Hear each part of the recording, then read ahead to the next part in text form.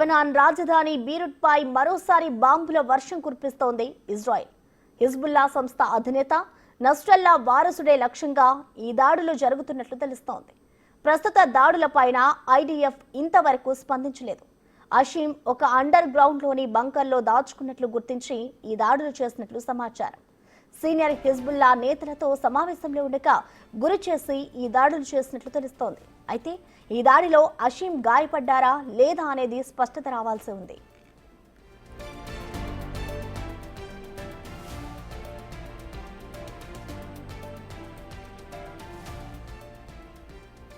మరోవైపు బీరూట్లోని రఫీక్ హరీరీ ఎయిర్పోర్ట్ సమీపంలో శుక్రవారం తెల్లవారుజామున వరుసగా భారీ పేలుళ్లు సంభవించాయి.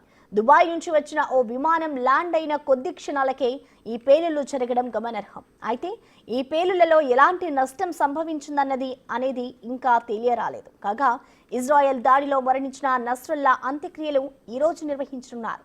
ఇందుకోసం బీరూట్లో ఏర్పాట్లు చేస్తున్నారు.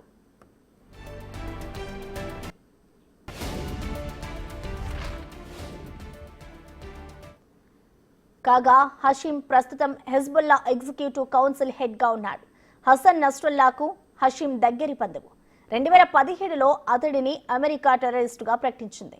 నస్రల్లా మరణం తర్వాత అతడికే హెజ్బుల్లా బాధ్యతలు అందించినట్లు ప్రచారం జరిగింది.